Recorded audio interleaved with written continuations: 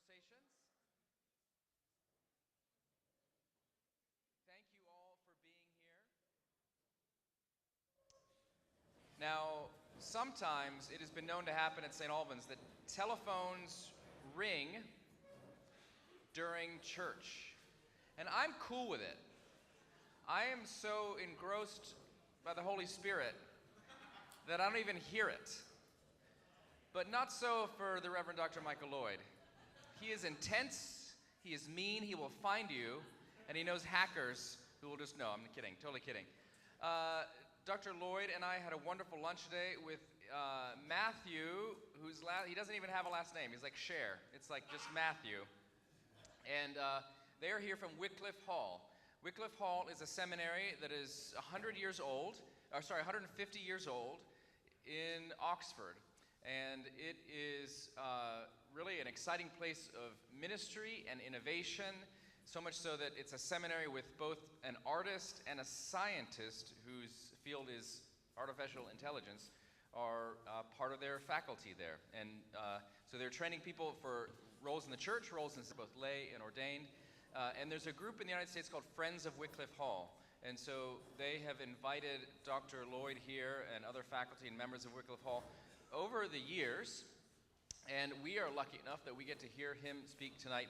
He was in Austin last night, he was in Houston this past Sunday, and he's just making the rounds and building relationships. And he'll talk more tonight, hopefully, about ways that if you ever wanted to go do a summer course in theology at Wycliffe Hall in Oxford and explore the roots of our Anglican heritage, you could do that, and he can tell you. He said you could stay at his house, and he would love to have you here.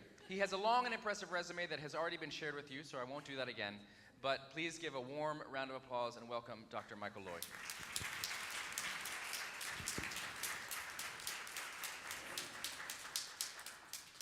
Thank you very much, Aaron. It's really good to be with you. You are indeed welcome to stay at my house. It just about accommodates most of me. So it might be a bit squashed, but thank you. And thank you for giving me an excuse to come back to Texas, which I always love doing. When I was first appointed principal at Wycliffe, all I knew about Texas was that everything's bigger and better there. But I didn't know how much bigger and better until the second day I was principal, I flew to Texas and was taken out for breakfast the next morning. And I ordered an omelette. And this massive plateful, I mean, it kind of looked like 100 weight of eggs descended on my plate. And I thought, my goodness, that's not an omelette. That's a full-blown right there. Should we pray before we start? Lord, thank you so much for this place. Thank you for the food that we've been having and for those who prepared it. And we thank you for this season of reflection. And pray for us this evening that you'll pour out your Spirit upon us, that you will help us to understand you more deeply so that we may love you better, serve you more faithfully and more fruitfully, and to your glory. Amen. So there's this man who goes into a bar and he orders 3 beers and he sits down by himself and proceeds to drink them quite slowly, but one after the other. Does this the next day and the day after that and the day after that. And eventually the bartender gets curious and says, forgive me for asking, but you come in every evening and you order 3 beers and then you drink them one after the other. Why don't you kind of order one and then order another and then they'd be fresher? And the chap says, well, the thing is, I always used to meet up with 2 friends and we used to have a beer together at the same time every evening. And unfortunately, they've emigrated, so I can't do that now. But to remember them and to continue that little custom, I order 3 beers. And the bartender says, that's lovely. And it keeps happening day after day until one day he comes in and orders 2 beers. And he said, "Oh, I'm really sorry. Has one of your friends died?" He said, "No, it's just that I've given up alcohol for Lent."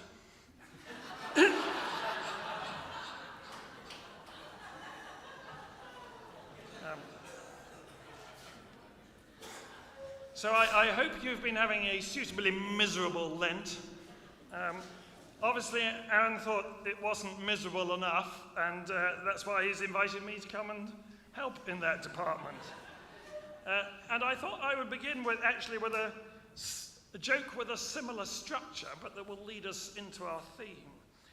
So there are two council workers who were working for the local council. One of them was digging a hole in the ground, and the other one was coming along behind and filling the hole in again. And spotting this slightly strange behavior, a local approaches them and asks why they're digging holes just to fill them in again. And one of the men says, "Well, we're normally a three-man team, but the fellow who plants the trees is off sick."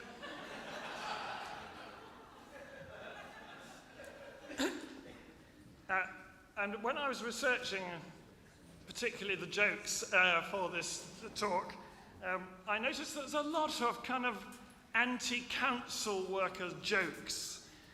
So councils may not be held in the highest esteem. So it may not reassure you for me to tell you that the early... Do you all have copies of the handout, by the way? Has everybody got sight of one of those? Thank you, Aaron, for your technological assistance with that. It may not reassure you for me to tell you that the early councils of the church came to two main conclusions about Jesus. The early discussions of the church were, who is this person? It was such a kind of crater created by the explosion of the person of Jesus into human history that it took centuries to work out what we made of him and who he was. The first conclusion they came to was that he was fully divine. There was a heresy called philanthropism, which means only a human being. And they said, no, that's not good enough. He actually reveals God to us, and he takes us, to be part of him is to be part of God. So that was the first conclusion they came to. The second was that he was also fully human. He really was born in a normal human birth. He really did have physical, ordinary existence and ordinary human emotions. He was fully human. He wasn't pretending to be human. He wasn't God kind of seeming to be human. There was a heresy at the time called Docetism, which comes from the word for to seem. And they suggested that, oh no, he was really just God. He only appeared to be human. And the church rejected that view. So he was fully divine and fully human, not a mixture between the two. He wasn't half human and half divine, like a centaur or a mermaid or something like that. I mean, not that they're half human and half divine, but you know the point. He was fully both. And I've been asked this evening to focus on the humanity side of that, the humanity of Jesus. Why does it matter? Aaron took us on a tour of Waco this afternoon. We're Waco rookies, but thankfully have been cured of that today, and showed us, amongst other things, the beautiful suspension bridge, which I gather, have I got this right, was the prototype for the Brooklyn suspension bridge. I once watched a documentary about the construction of the Brooklyn Bridge. It was riveting.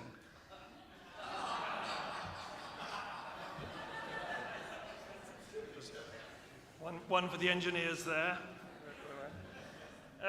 But that brings us neatly to my first point, which is that unless Jesus is fully human as well as fully divine, there is no bridge between God and us.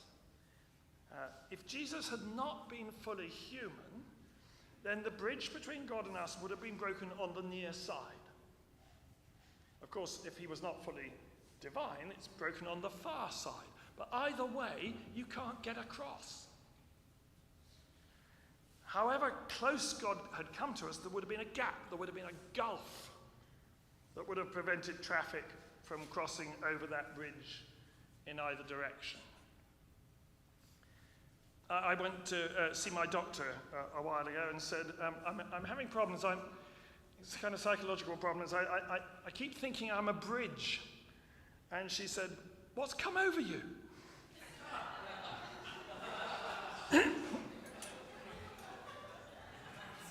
And the point is that nothing would come over the bridge if it weren't joined on the near side.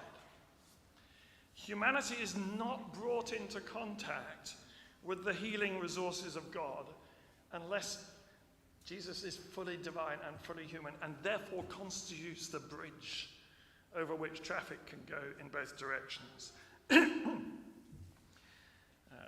And if that is the case, if humanity is not brought into contact with the healing resources of God, it's not healed. The early church had a slogan, which is, what is not assumed is not healed. Which reminds me of the whole quip about, welcome to the Assumption Club. I think we all know why we're here. Not that kind of assumption. The kind of assumption we're talking about is taking up of humanity into the very being and person of God himself. That's what happens when God becomes human in the person of Jesus. That's what happens at the incarnation, is that humanity is taken up into the very being and life of God himself. And if that is the case, then it is healed. Any bits that are not taken up into the being of God are not healed, because that's what it is to be healed, to be brought into contact with the life and the love and the healing resources of God. So that which is not assumed is not healed. There were various heresies at the time. People have said, the bits of our humanity, the human soul is not taken into the person of God. And if that's the case, then the human soul's not healed. Because that's what it is. It's to have that contact. Only if everything is assumed at the incarnation is everything healed. So that's the first reason why the belief that Jesus was fully human is so important. The second is because if Jesus is fully human, then he shows us what humanity is meant to look like. He reveals what it is to be a real, proper, true, authentic human being. If Jesus is God living a human life, then we have in him the designer's blueprint for how human beings are meant to be. So if you want to know what it would look like to be completely human in a way that's unmarred and unscarred by the myriad ways we habitually distort our own humanity, then you look at Jesus. There isn't any other undistorted, unwarped human being. If Jesus is fully human, as well as fully divine, then here it is. This is the blueprint. This is what it looks like. This is what we were meant to be and what we aspire to be. Here at last, the glory of humanity is on view. John Webster says, if Christmas, i.e. the birth of Christ, the incarnation, is a protest against idolatrous pictures of God, i.e. it corrects our wrong images and views of who God is and what he's like, it is no less a protest against inhuman pictures of what it is to be human. So let me give some examples here. First is humility.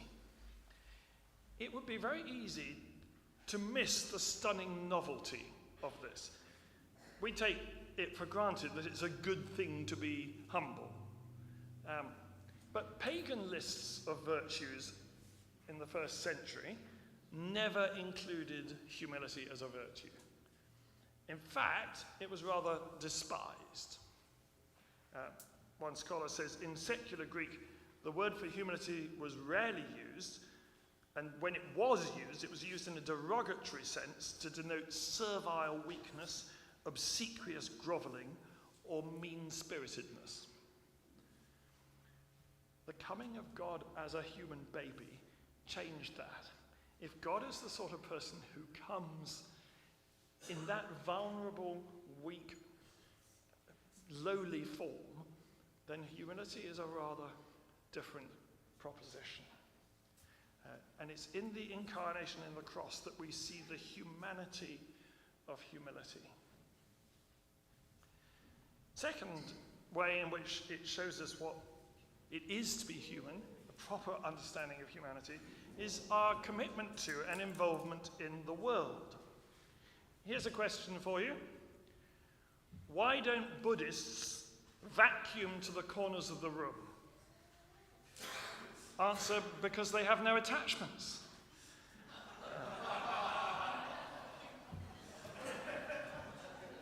Yeah, well, you know. Took a while, but we got there. And, there are religious traditions that teach us to respond to suffering by detaching ourselves from the world. The less we invest, the less we can lose, they say. The less we desire, the less we shall be disappointed. The more self-reliant we are, the less power anyone or anything can have over us. So, withdraw.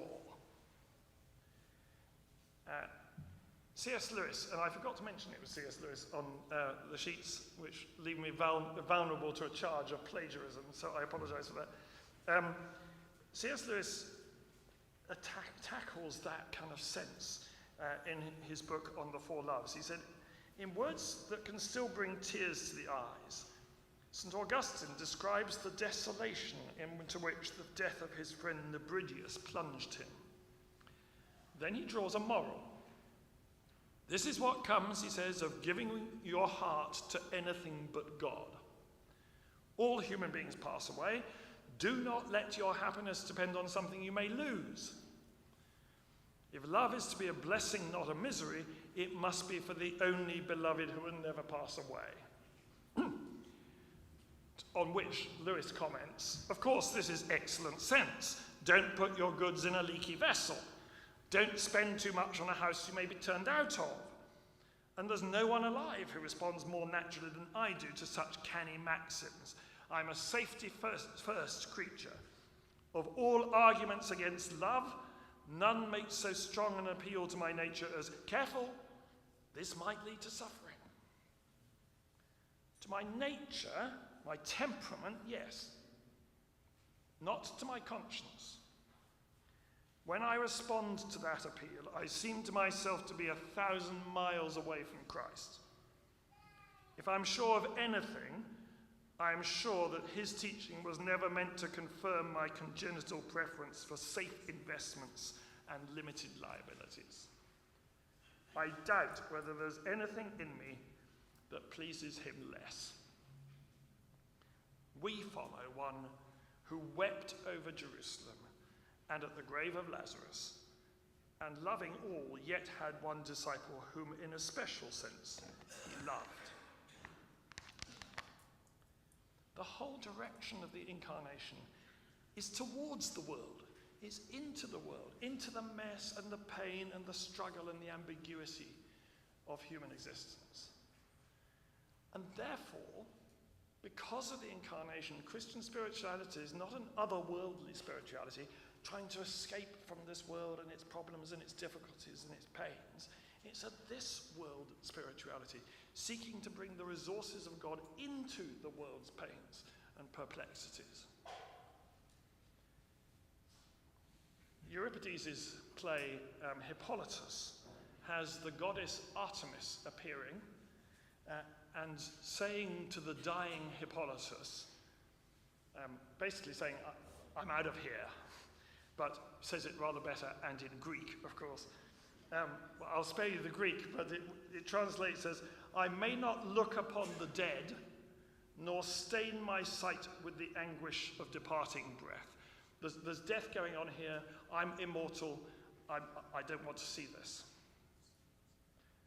We serve a God who knows in his own lungs the anguish of departing breath. So committed is he to being with us in all our messed upness, in all our perplexity, in all our suffering. The third area where I think Jesus' humanity reveals to us what humanity should look like, and usually doesn't, is in the area of human sexuality. What we have in Jesus is God living a fully human life. And because human beings are sexual beings, what we therefore see in Jesus is a sinless sexuality. You don't see many of those around. Now, sexuality is something we don't often associate with Jesus, but it's there to be gleaned from the Gospels.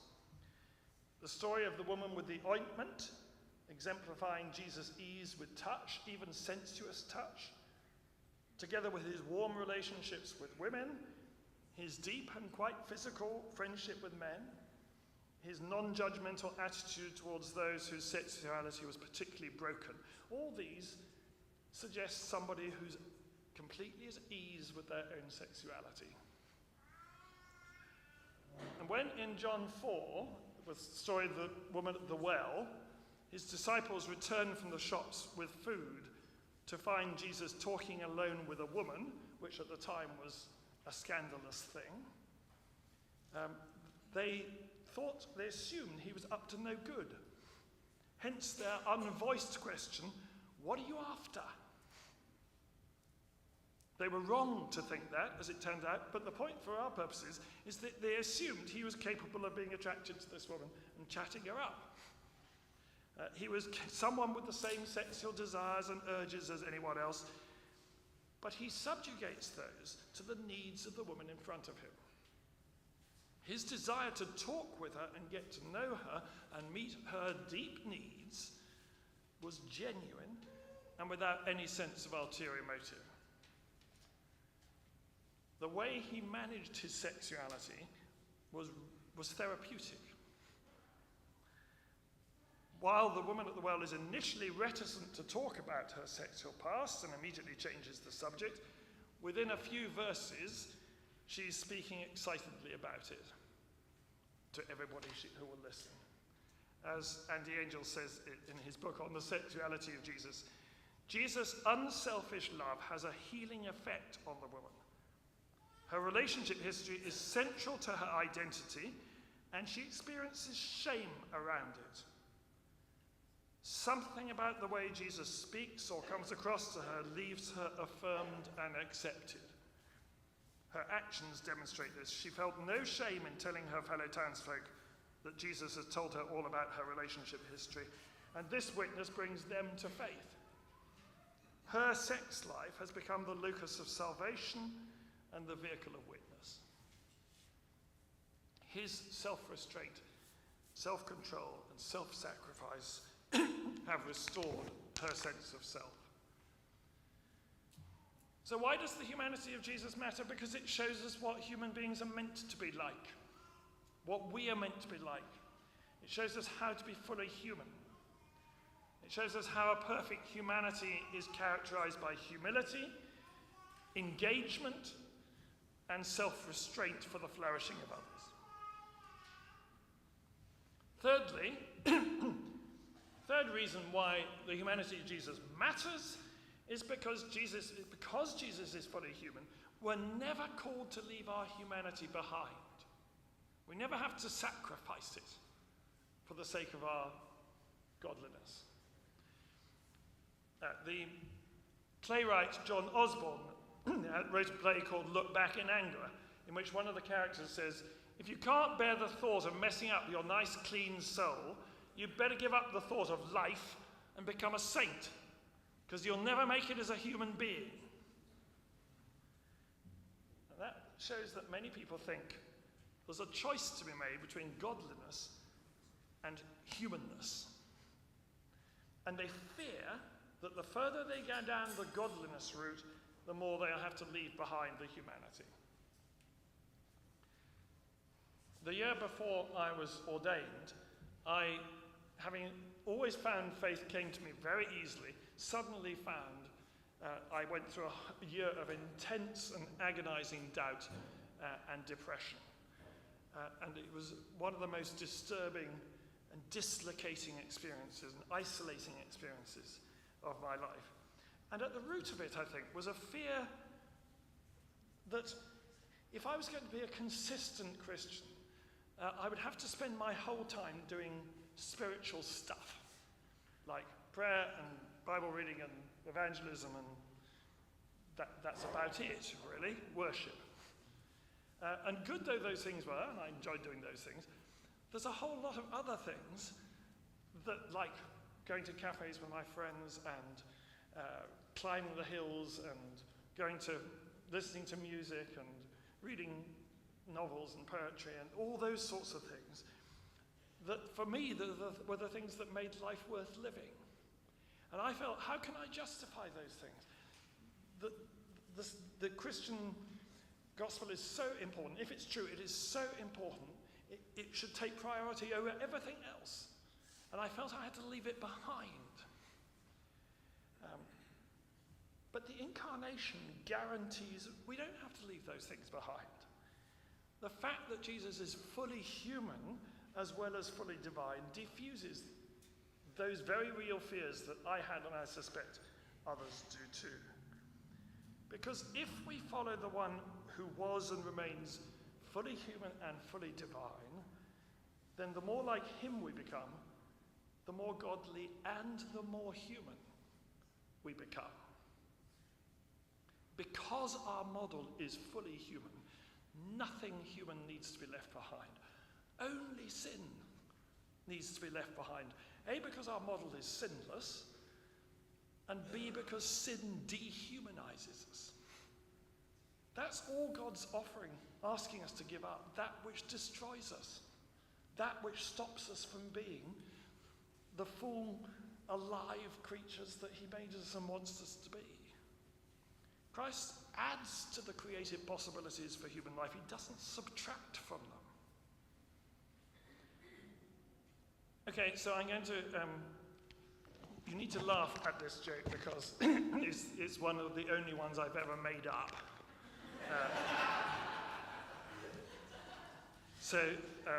Yeah, bear with my sensitivities on this one.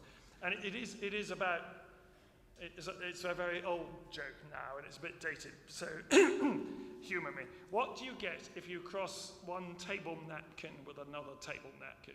You use the word napkin over here? Very good. What do you get if you cross one table napkin with another table napkin? The answer, of course, is the Soviet Union.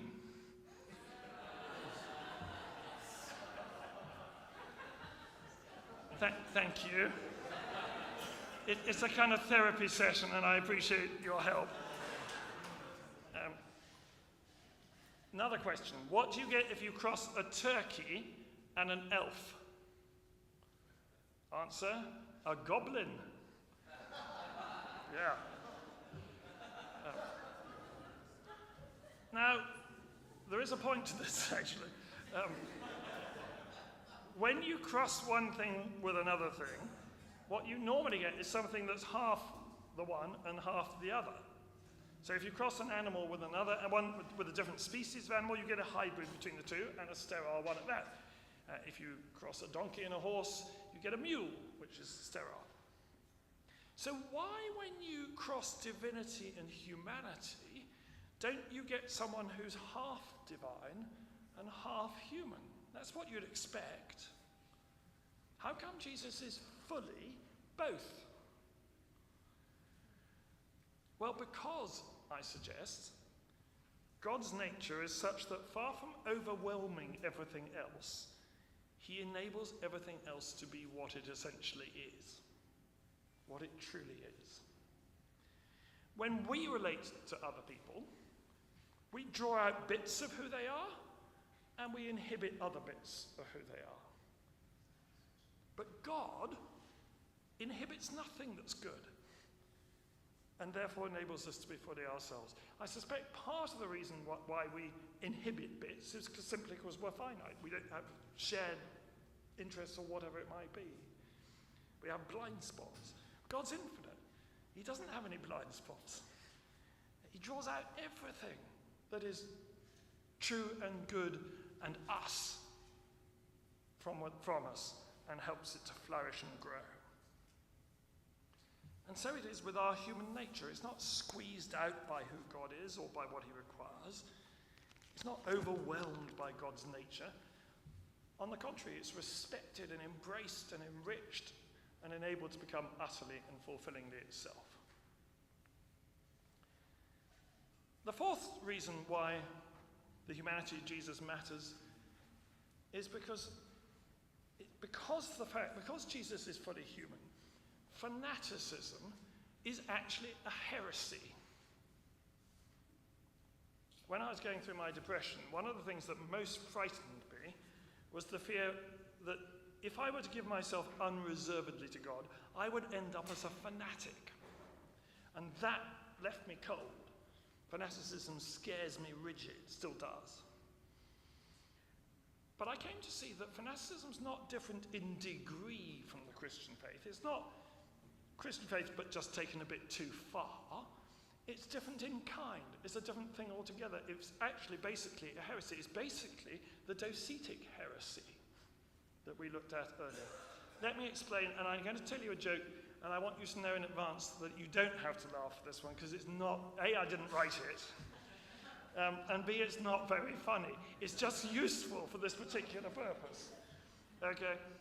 So there's flooding, and a man's house is getting flooded out, and he goes to the first floor. Sorry, the first floor is the ground floor for you, isn't it? Goes to the next floor up anyway. And the waters rise, he has to go to the next floor. Eventually he has to go onto the roof of the house, and a boat comes past and says, can we give you a lift? And he said, no, I'm a Christian, and God's going to rescue me. So the boat goes away, looking slightly perplexed. I mean, not the boat, the person driving the boat. And then another boat comes past, offers him a lift. He says, no, God's going to look after me, thank you. And another boat comes along, and same thing happens. And eventually, the waters are coming right up to the kind of chimney pots, and a hovercraft comes past and offers him a lift. He said, no, I'm a Christian, God's going to look after me. At which point, the waters rise, and he's swept away and drowned. And he gets to the pearly gates, and he's not in a good mood. In fact, he has a real sense of human failure and complains to God, look, I'm a Christian and you didn't rescue me. And God said, well, I sent 3 boats and a hovercraft. What more do you want? No, thank you. It's not that fine. You don't have to laugh. But the point is that man's what I mean by a fanatic. He required God to work directly and not, as God usually does, through people. As if somehow, if he works through anybody else, it's not real. It's not really God. He's trying to live as much as possible at the divine level and as little as possible at the human level. But the incarnation is about God becoming human. Serving God, therefore, does not mean abandoning our humanity. It does not mean ignoring it or disparaging it or downplaying it. A firefighter in a boat can be as much the rescue of God as an angel from heaven. Fanaticism always downplays the human. Here are some examples. When I was first ordained, there was a couple in the congregation who came to our church, having been at a church where they had been taught that it was unspiritual to have an insurance policy because it was showing that you didn't trust God to protect you. And their house had burnt down and they'd lost everything. And we had to pick up the pastoral pieces. Compare that with Nehemiah 4 verse 9, where Nehemiah says, we prayed to our God and posted a guard. We did both. The one doesn't invalidate the other or squeeze out the other or make the other one unimportant. You do both because our model is the divine human person of Jesus. Sermons are another one. You sometimes hear preachers who say, it would be wrong to prepare, I need to rely upon the Spirit. And you can tell who they are by the completely disorganized uninformed and interminable length of their sermons. Healing is another example. You get people saying, who won't take medicine because, no, isn't that showing you don't trust God? A better model is a place that was really important for our family, called Burswood in the UK, which is a home of healing where medical care and prayer go absolutely hand in hand. And on medical wards, they will both give you the best possible medical attention, and they'll pray with you. That's a good model. Guidance is another one. You get people who say, oh, well, God's told me this, as if that makes the decision immune from criticism. The question, how do you know, is one worth asking, if you ask me. No, of course we pray. Of course we ask God to lead us and guide us. But that doesn't mean that we don't also weigh up the alternatives, think about the options, get advice, listen to our own heart, all the other bits of coming to a sensible decision. Evangelism is another example. I was told when I was a young Christian to try and twist conversations around to the subject of God so that I could talk to people about God. I think that is about 180 degrees wrong. Because actually that's to say, I'm not interested in you, I'm not interested in what you're interested in, I'm interested in God. Well, how does that convey the love of God to anybody? It doesn't. It's a denial of the love of God. If God became a human being in Jesus, nothing human is irrelevant to him. And you evangelize, you introduce them to the love of God by expressing the love and the interest of God in what they are interested in. And you take it from there. If God became part of his own creation, nothing about that creation is irrelevant to him or not of interest to him. And it shouldn't be to us either. Then lastly, the last reason why the humanity of Jesus matters is because if Jesus is fully human, there is no sacred secular divide. I heard recently about a cult that worships the number 0. And I thought, is nothing sacred?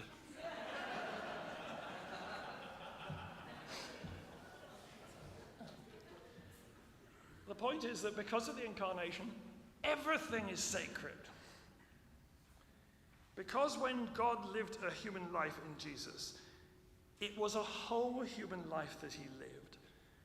And therefore, no part of human life is outside God's concern. No part of human life cannot be shot through with the beauty and life of God. Jesus wasn't just divine when he was teaching and praying and healing. He was divine when he was eating and sleeping and defecating. No part of human life is therefore incapable of being taken up into the life of God.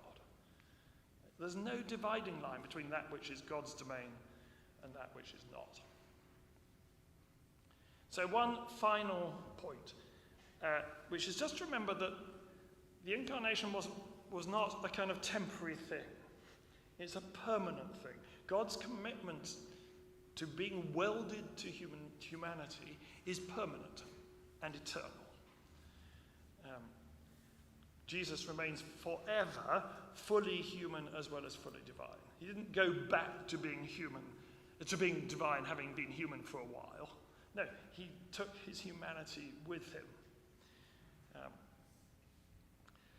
So there's Jesus' teaching, and he says to his disciples, the path to God lies at y equals x2 minus 4x plus 2.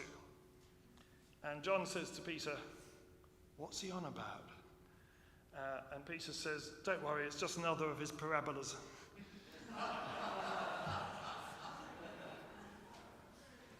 So there is a parabola here. There is a return to heaven, but not a leaving behind of his humanity. He doesn't stop being human, ever. There's an old prayer, an ancient prayer that says, "The Son of God, for love of our fallen race, did most wonderfully and humbly choose to be made human, as never to be unmade more, and to take our nature as never more to lay it off. Therefore the bridge is forever secure on both sides, because he's never going to let go of his divinity, and he's never going to let go of his humanity. There are atoms and molecules and cells within the person of God forever. So he cannot now abandon creation, cannot abandon us without abandoning himself. That's all I know.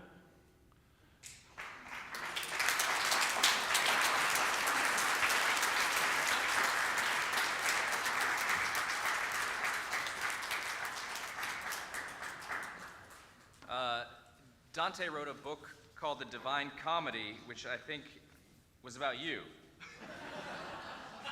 I want to thank you for coming. And I was telling Michael today that we have a lot of new Episcopalians here at St. Albans. And one of the things I love about you being here is that you're sort of a living, breathing embodiment of our connection to Christians around the globe, your connection at Oxford, but also the way Wycliffe Hall is a place where people come in and out throughout the Anglican communion, throughout the Christian world. And so you're part of a big family of people with fantastic accents. And also, I mean, it's just wonderful. One of the professors at Wycliffe Hall was one of my professors in seminary in Pennsylvania, an Englishman. So there's just a lot of wonderful connections that we have here. So I'm going to stop saying the word wonderful and turn it over to you guys for questions that you might have for Michael. And if not, I'll tee it up. I'll ask the first one. Jesus and sex. Yes. I'm so glad you went there, because after we started talking about the humanity of Jesus last week, that's one of the questions that came to me. And the response in Christian circles for centuries has been essentially to say anything with sex is bad. And that was an early, I mean, even in the New Testament, you have this debate beginning to bubble up. And so it was probably provocative and interesting for some people here to hear you say that Jesus had a full human sexuality without sin. We're already freaking out. Blood pressures went up, and beads of sweat broke out on Neil's brow primarily. I was fine. Who will I make fun of when you're gone? I know, one more month. So why was that? I mean, just in your opinion, why do you think people were so nervous about incorporating that at all into the life of Christ? Why has the church been so nervous about that? And where do you see signs of health in that area breaking out in the church, if any? Okay, thank you. Sexuality was part of what we were made to be. So part of, I've just been writing a little bit on what the image of God is. And one aspect of what it is to be made in the image of God is male. He made them in his own image, male and female, he created them. That differentiation is intended, it's good, and it drives us towards community because others have what we don't. Obviously physically, but emotionally in all sorts of other ways as well. So it drives us to community in a way, it is not good for us to be alone. That there's a togetherness that is, it's not that everybody finds it in the same kind of way, but nevertheless, we need that differentiation, and we are sexual beings, and that is a good thing. Of course, like every other aspect of what is to be human, it's been warped by our cutting ourselves off from God, and therefore we have abused that sexuality, and we continue to abuse that sexuality as we do our rationality and all our other dimensions as well. It's no worse than that, but it's very evident. And I think, why has the church taken a negative view of sexuality as a whole? I think for two reasons. One is partly because of when it came into contact with the Greek world, it was read through a Greek lens. and Plato took a very negative view of physicality anyway, entirely. All forms of physicality. And the whole thing was to leave behind your physicality and go to be part of nous, the mind, the things of the mind, and the oneness of God. So that it took a negative view of all physical existence, but also I think sexuality, disordered sexuality, is quite frightening, and some of the instantiations of a disordered sexuality can be very disturbing, and people have tended to think, oh, I want to leave that behind. I don't want to think about that. I don't want to focus on that. I certainly don't want to think about it in connection with God and with Christ. But Jesus came to mend our humanity in every dimension, and the sexuality no less than any other. And an ordered sexuality, or one that is on the way to being mended, can be a really beautiful thing, as that example from John 4 suggested, where people treat one another with gentleness and respect, where we try to meet the whole person and don't simply live on or try to encounter people in one dimension alone, that can be a very liberating thing. Where do I see hope in the church? I mean, I think the fact that people are talking about it without only talking about it is a really helpful thing. And I think you're just beginning to get books like And the Angels that I quoted from being written about the sexuality of God incarnate. That's got to be good. And I recommend that book to you if you're interested in taking that further.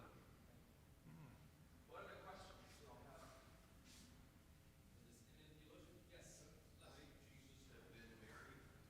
have? Could be Jesus have been married. I see absolutely no reason why not. In the book that I've just co-authored, I look at the question of why he wasn't, and there's a really interesting suggestion by a nun called Sister Margaret Magdalene, who says she thinks that he couldn't, in the sense that he had such a particular mission. It almost took, and he had such an extraordinary amount of love that it needed the whole of humanity to absorb it. Now that's just speculation, but I don't see any reason why he couldn't have been. I think he simply had a very strong sense of his own particular mission and needed the freedom to travel and do that. And I suspect that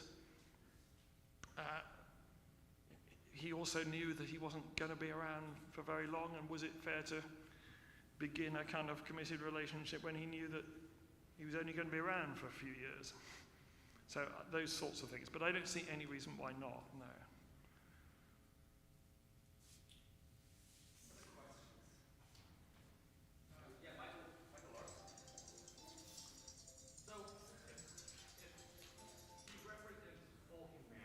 Yeah. Why did he choose to only be male? Can you read the question? Yes, which is always helpful because it gives me a little time to think.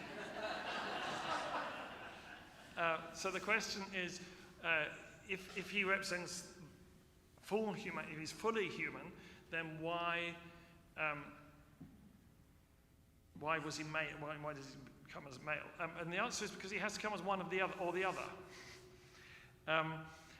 There isn't any other midway option. And why he chose male, I don't know. I think it would have been difficult to have had the public ministry that he did at that time and in that culture if he'd been female. Remember the sort of situation in which, female testimony was not accepted in court. which is why it's really interesting that all the first people who experienced and witnessed the resurrection and to whom Christ revealed himself were women, which is a way of saying, if you are not going to believe the testimony of women, you're going to miss out on history's most significant event. So get over it. But it had to be one or the other, really. Yeah. This idea about fanaticism. Yeah. Does that include like speaking in tongues, healings, second filling of the Spirit,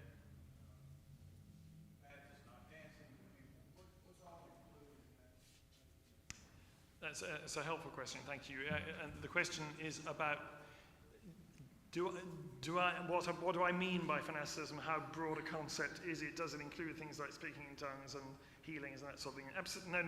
I'm not suggesting that at all. I believe that God does heal in all sorts of ways, as well as medical, and I'm not knocking that at all. As I said, this place Burswood that was really important to us, you have prayer and medical care going together, and I think those are both important and both valid. So no, I'm not saying that.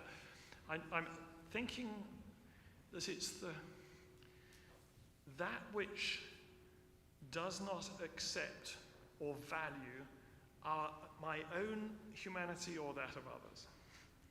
That which lops off parts of what it is to be truly human and regards it as illegitimate.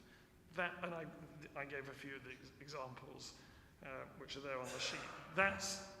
It's that which shuts down, as I say, what Jesus does and what the incarnation does is to open up more possibilities, not fewer. And I think the world would take more notice of Christians if it felt that we lived in more dimensions than they did, rather than what it actually thinks is that we live in fewer, that we've shut down things. Now, some things we rightly shut down because they're sinful, but anything else is there to be enjoyed. So you gave the example, Jim, of people in Christian communities that forbid dancing, which is in the scriptures, and that is not an immoral act to dance.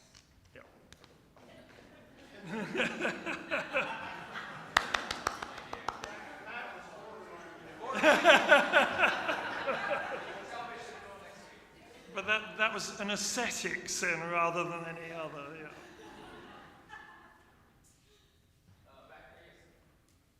Thank you for your talk. I really appreciate it. Would you include the Sermon on the Mount and many of those very, very difficult teachings in it, as Jesus telling us how to be human centrally? Or, I guess my question is, in light of Jesus showing us how to be human, what do you do with the Sermon on the Mount?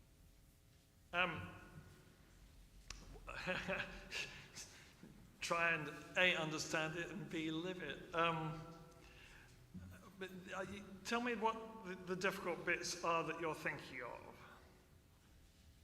It's hard. Oh, yes, yeah. And I thought you could send pluck it out. If we followed it, Yeah. I mean, it's just so intimidating. If we followed it, so much of our human life would be swept away. Would it, or would it just be... Our sinful life, surely, but so much of the way we all live all the time. But I don't think anything human would be swept away. Now, obviously, if you took literally the cutting your eye out bit, then yes, that would be a problem. But I don't think, as C.S. Lewis said, the problem with some Christians is they take things so literally that if you pulled their leg, it would fall off. But what he's saying is, have no truck with sinfulness. You need a surgical approach to sinfulness. It's not something you can kind of compromise with, sail close to the wind of. You've simply got to cut it out because it's a cancer. Not because there's anything in our humanity that needs to be cut out, it's simply the sin thing, which is a cancer that will otherwise eat away at that humanity. It's pro the humanity, it's against the cancer. And I would see this Sermon on the Mount as very much helping us to be fully human. So, blessed are the merciful. That's how to be human. And we know that. When we look at our television screens about what's happening in Ukraine right now, you see the cost and the ugliness and the horrible nature of not being merciful. There's nothing, blessed are the pure in heart. There's nothing that needs to go that is properly human from that. That's how to be properly human. And one could go through the whole thing, but but you're right. It's unapproachably hard.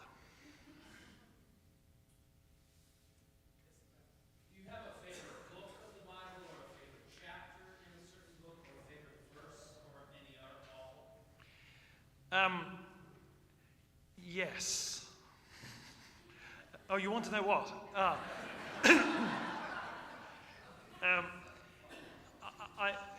One probably shouldn't have a favorite gospel because they all bring a different thing, and you probably need the different angles. It's rather like having a life class. If you have a model, if you had 4 artists sitting around drawing the model, you'd get hopefully a really good picture, but from 4 different angles, and that's what you get from the 4 Gospels. But it's Luke. For me, I love the picture of Luke because he's probably the one who gives the most weight to the humanity and to the healings and that sort of thing.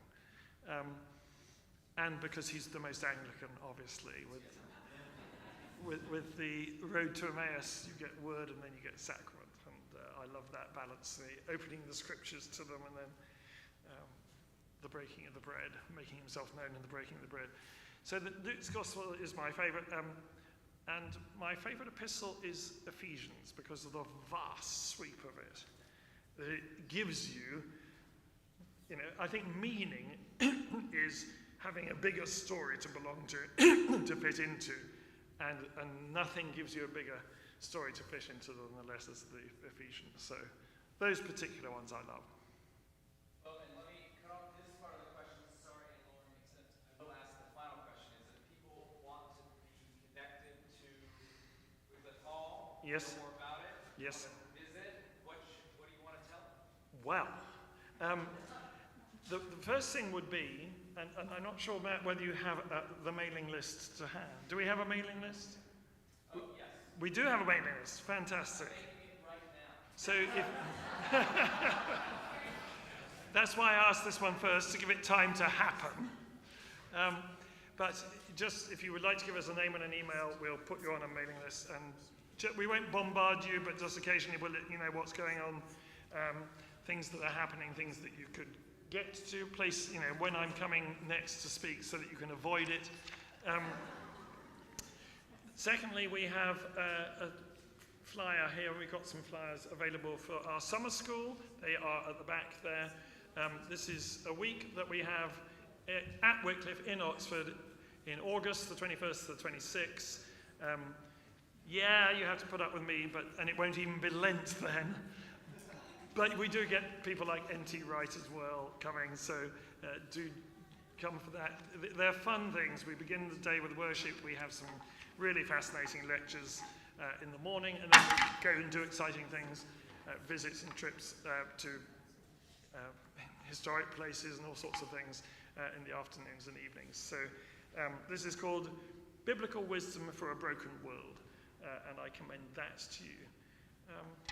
Matt, anything else I ought to say? I think those 2 things are the key things to start with. If you have any other questions about it, come and grill me or Matt afterwards. Thank you, Michael.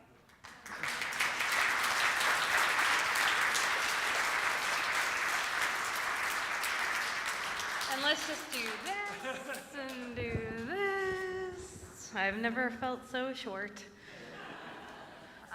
Most of you are not new, but some of you are new or newish. And so if you are new to St. Albans, my name is Rachel. I oversee adult formation, and I am the person to welcome newcomers. So welcome to St. Albans.